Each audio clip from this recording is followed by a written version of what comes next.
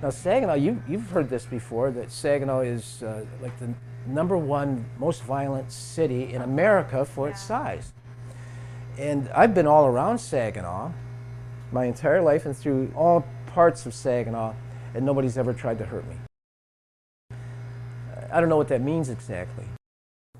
And I would say Saginaw's this medium-sized town, used to be close to 100,000 people. The population went down to about 50 grand. People were working, and we were a union state, and so people were protected, and they got decent wages. There was money around. People would go on vacations, but they would spend the money here as well. After a while, things started to change. General Motors moved out of town. There was fewer jobs. Money was scarcer. The people that were wealthy continued to remain wealthy. And that was consolidated, and that wasn't penetrated. But what happened was, and especially the last few years, unions reached their demise.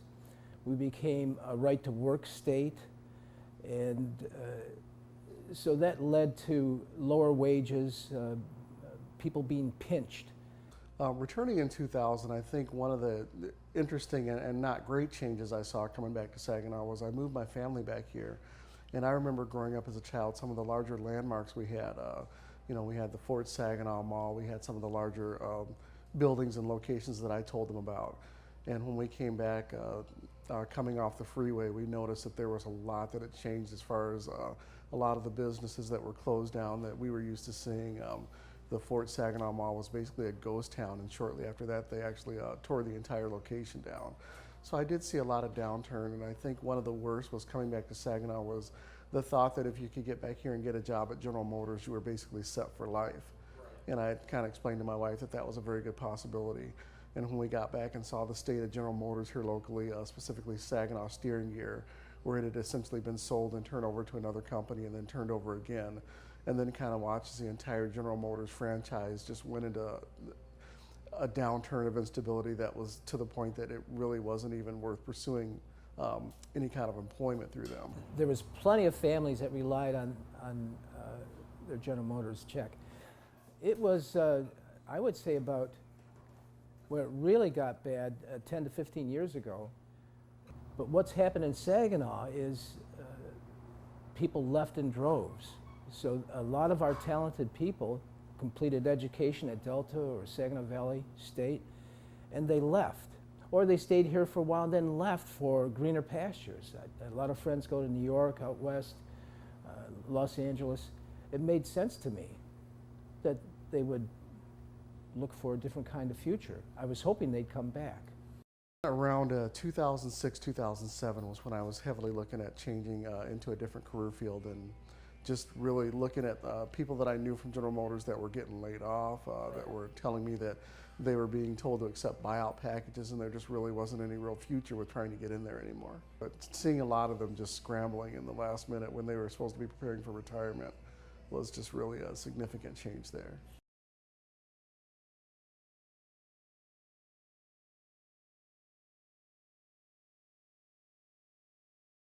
Well, it really hit me in the face. Back in 1999, I got involved with a concert, a band that was huge in Michigan, The Frost. And I had a partner, Scott Seeberger, who worked for Dow Corning and was an international kind of guy. And what he heard from people overseas as well as across the country is that Saginaw is dangerous. Don't go to Saginaw. And both Scott and I believed that was wrong. We went to the Civic Center. We put the Frost concert on at the Civic Center. We didn't see the violence that other people claimed to see. It didn't mean that there wasn't violence in Saginaw, but there's violence in every city across the world. And so that's when it really hit me, when Scott was telling me about the way the rest of the world perceives us. And so there's other big companies in the area, besides General Motors, that ran into problems, and it led to less employment, more unemployment, people struggling, the advance of gangs, and the gangs actually being part of a class that's trying to put food on their family's table. And one way of doing that is through drugs, selling drugs. And so that became a big market in Saginaw, as I understand it. Well, as I recall it, there was tension between the east side and the west side, and there seemed to be more violence on the east side. Antisocial behavior, prostitution, things like that, as I recall. I played sports, so I got to know a lot of the east side kids. But that wasn't always easy either. We were athletes, and so athleticism led us to be colorblind and enjoy one another as human beings, not black and white. But I recall in 1967, the riots that from Detroit had come down into Saginaw. There was a lot of emotion around it. The east side, west side was very much a significant factor growing up, as far as the more the gang mentality of, you know, there were certain areas you wouldn't want to go into. If you were from east side, you didn't want to go to west side. When you were from west side, you didn't want to go to east side. Coming back in the area in around 2000, I had already seen a lot of that change. And the most significant change was caused by the fact that as the economy shifts and the housing shifts and people are forced to move, perhaps they're renting and they don't have that rental location available anymore. For whatever reason, as they start to move around, you lose that east side, west side distinction. You have people that were currently living in the east side that had to move to the west side, and vice versa. So you start to automatically lose some of that polarity there. You go from being an east side, west side to kind of house to house or door to door. You know, you may have a good neighbor, you may have a bad neighbor, but you lose that good and bad part of town. Right. It all starts to blend together. So what I can say is when I came back and I started looking at some locations and some housing in the east side area, in spite of the warnings, the old traditional warnings I would get that you don't want to go over there, you don't want to go near the numbered streets. My thought on that is you find good and bad people everywhere. Hopefully you find more good than bad, and that's what I found.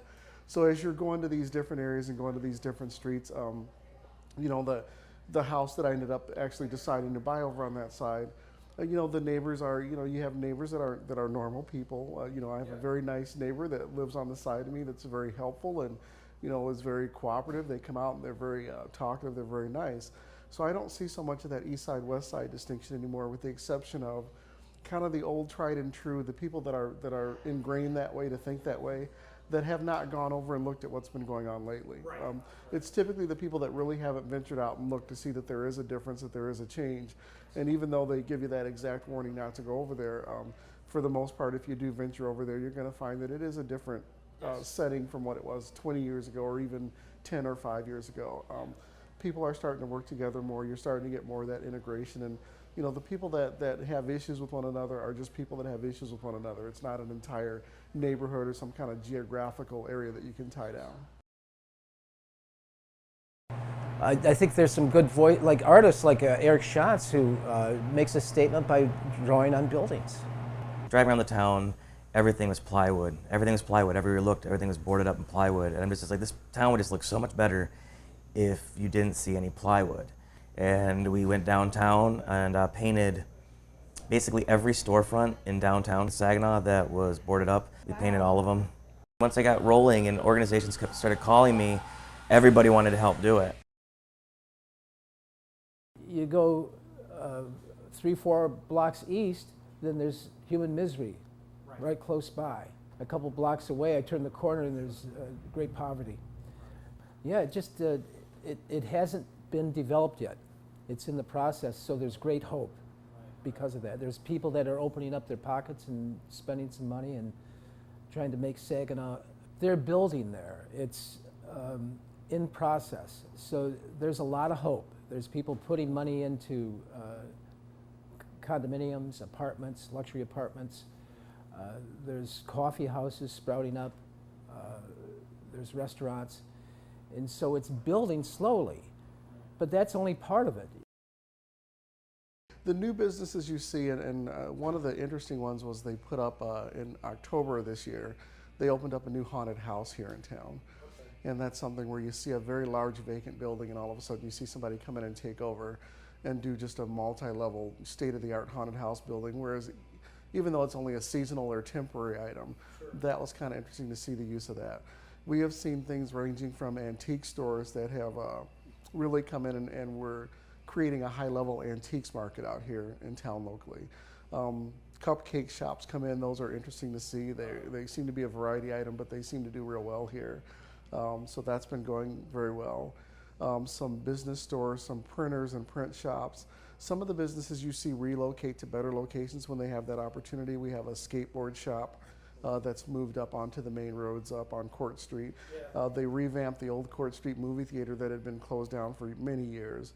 And that's been running for about the past 5 years now and seems to be doing very well. So again, you see a lot of upturn and just a lot of the businesses creatively using the spaces now.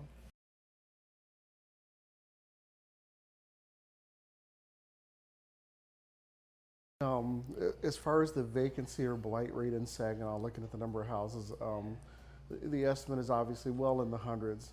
And to look at a normal neighborhood, to say that you have a normal block of houses in a neighborhood, out of the average block, you're going to typically see one house that's vacant or at least two houses within that area that are vacant, which is pretty significant considering just standing and looking out of your front door. What happened with the Urban House Studio, as we ended up calling it, was we went in and we started looking at different locations to do what they call the urban photo shoots, where you go into a vacant building or an abandoned building and you take photos there. Typically the way most people do it is they go in, they trespass, they pull a board off the window, they sneak in. Working with photography workshops and groups and working with models, we did not want that kind of a guerrilla stigma attached with our group. Didn't want to set up workshops and be basically arrested for trespassing. So we talked with the previous owners of the house that became Urban House Studio. They had been doing some renovations on it. They decided they didn't want to pursue it anymore. So we first went in there with the idea of renting it for a 1 or 2 day location shoot there. And we were able to negotiate a fair enough price that we were able to just purchase it outright from them and start looking at that as the urban setting and the urban location that it is now. It accomplished two things. One is that the blight of the actual house we were able to remove because we started by fixing up the outside, making some improvements as we go, so it's no longer the blight house in the neighborhood. We had to go in and replace the doors, replace some of the windows, repaint the entire exterior of the structure. So there was some work that needed to be done to improve it to the point that it was no longer kind of a community blight. But at the same point on the inside, we did leave it, in kind of the state of disrepair in some of the areas, because with the current photography trend, there's a lot leaning towards being able to shoot those kind of remote locations. So we were able to kind of have the best of both worlds. And as we're going along, we're continuing to fix that house up as we go and just make some different improvements and create a couple of main photography studios in there, but also keep some of the areas a little bit in disrepair and a little bit vacant and disconnected so that we can have kind of two different areas to shoot. It has definitely filled the need. The first thing we did was when we shot some pictures there, kind of jokingly, I sent some out to some people in California that I used to work with.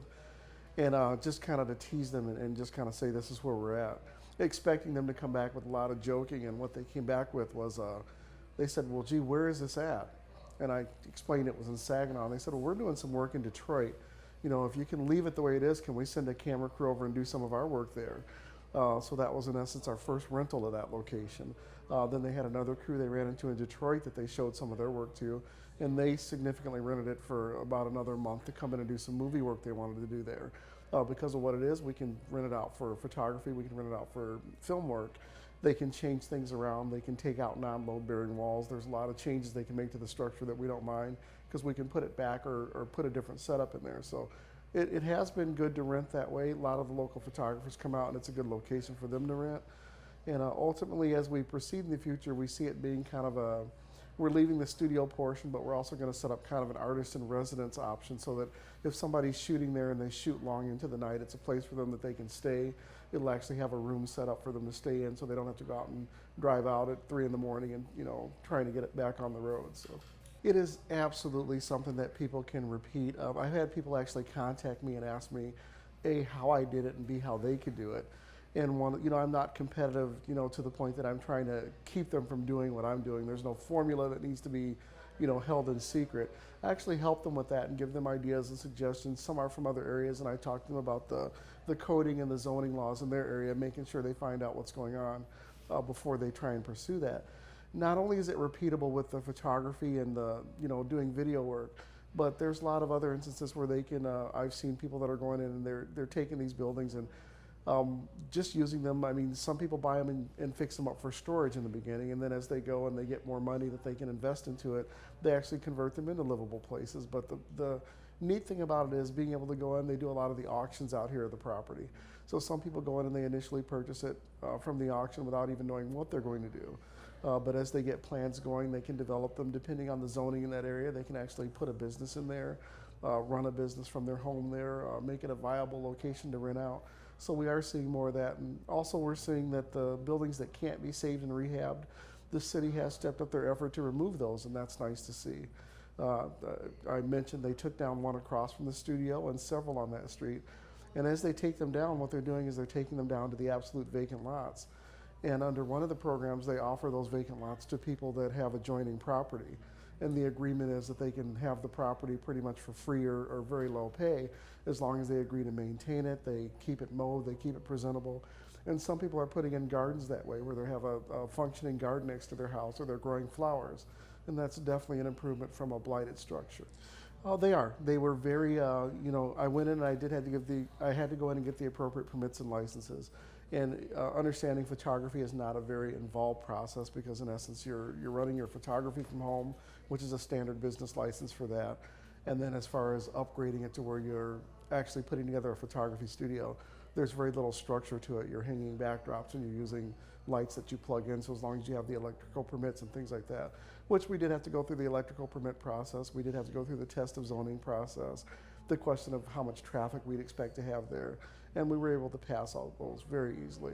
But they were, very supportive, and coming in from living out in California for many years, coming back into Saginaw, getting used to their new zoning regulations and their new regulations was, something that they were able to sit down with me and just very quickly go over and make sure we were in compliance.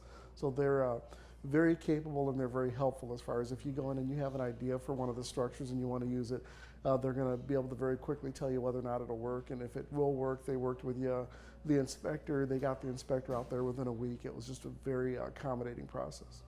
The art community is growing, and I think if people don't notice it, there is almost a silent art movement.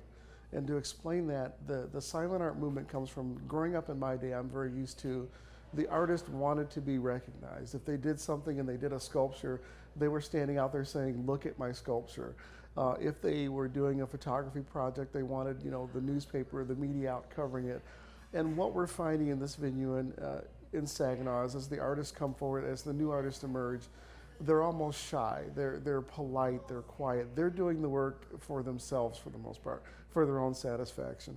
That's a great thing that they don't need other people to recognize it. On the other hand, it's kind of the concern with that is that you don't get the name out there. You don't really see, and a lot of times I don't really know what's going on as far as the art community until you find somebody who knows somebody who says this is happening, and you go out and look at it, and it's fascinating. Some of the quieter things that you see here in town are they do a chalk art battle. And to hear that and wonder what that's even about, you have these artists that are out there with chalk art, and they're drawing on the sidewalk. And for as much as it sounds like a kindergartner project, you have these artists that are drawing studio and gallery quality artwork just directly on the sidewalk. And of course, a week later it washes away. But so you see the silent movement, but I'm seeing so much talent out here emerge. We do have several art galleries in town that do feature the work, including the main city art gallery out here. And you're able to go in and see some of the work. And coming from Los Angeles, where I'm really used to the California quality of artwork, which you think is really a very difficult goal to attain. And you see a lot of the local artists here that can really emulate that, and that's really fascinating to see. To clarify, like with blight reduction and blight elimination, they were doing enough work progressively on their own and showing that they really had that commitment to that. We have Habitat for Humanity, which is interesting because they go in and take out a lot of the old structure they can use out of these old houses before they tear them down, and then use a lot of that to rebuild the older houses.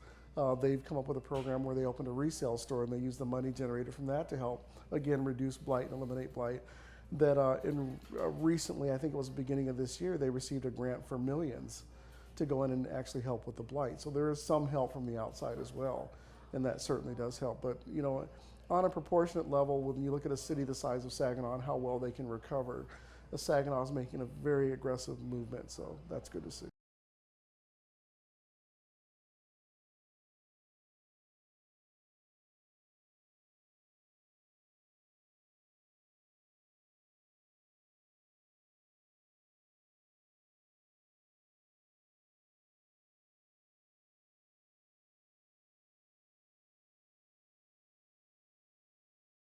And it could go either way.